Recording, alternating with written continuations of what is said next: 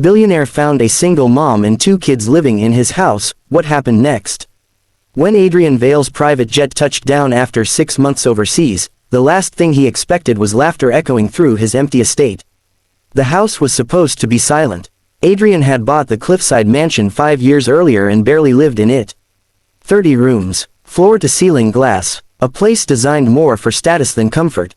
Most nights, it sat dark, guarded only by cameras and iron gates. So when he heard a child giggle from the kitchen, his first thought was that the security company had failed. His second thought was to stay very still. Adrian slipped his phone from his pocket, ready to call for help, when a woman's voice followed, gentle, tired, but warm. "Eli, don't run, you'll slip." He stepped forward. In the kitchen, sunlight spilled across marble counters. At the island stood a woman in a faded sweater, her hair pulled into a messy knot. A boy of about 7 was spinning in circles, while a younger girl sat on the counter, kicking her socked feet and humming. They froze when they saw him. The woman moved first, instinctively stepping in front of the children.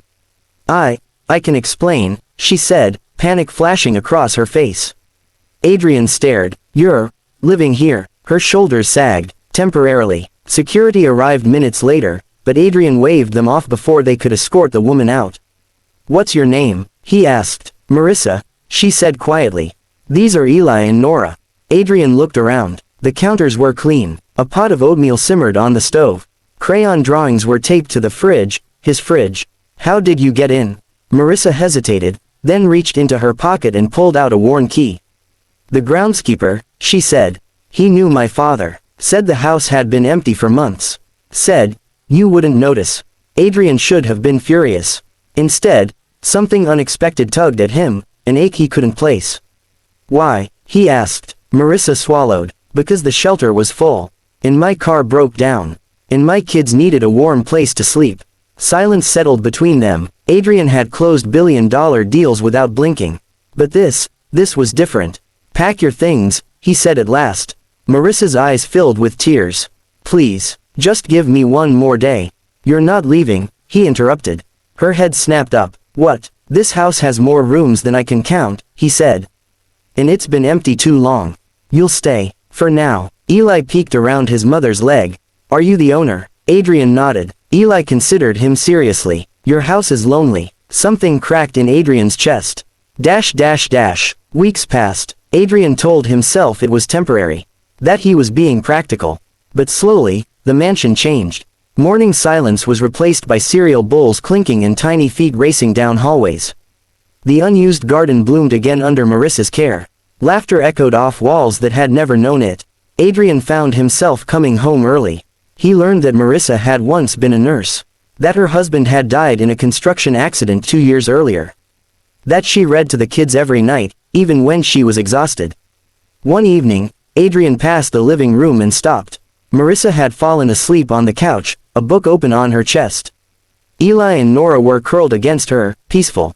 Adrian stood there longer than he meant to. He remembered his own childhood, nannies, silence, parents too busy building an empire to notice when he was lonely. That night, he made a call. The next morning, Marissa found a folder on the kitchen table. "What's this?" she asked. "An offer," Adrian said. "Part-time work at my foundation. Healthcare outreach. Flexible hours." Her hands trembled as she flipped through it. "You didn't have to. I wanted to." She looked up at him, eyes shining. "Thank you." Months later, the tabloids finally noticed. Billionaire Adrian Vale opens his home to single mother and her children. Speculation exploded. Charity stunt. Midlife crisis. Secret affair. Adrian ignored them all. What mattered was Nora learning to ride her bike in the driveway. Eli proudly showing Adrian his first A in math. Marissa smiling more often. Real smiles, not the tired ones. One night, during a thunderstorm, the power went out. The kids huddled in the living room, scared. Adrian lit candles while Marissa made cocoa on the gas stove. As thunder rolled, Eli asked softly, "Are we safe here?" Adrian answered without thinking, "Always." Marissa met his gaze, something unspoken passing between them. A year later, Adrian signed the final papers transferring the mansion into a trust.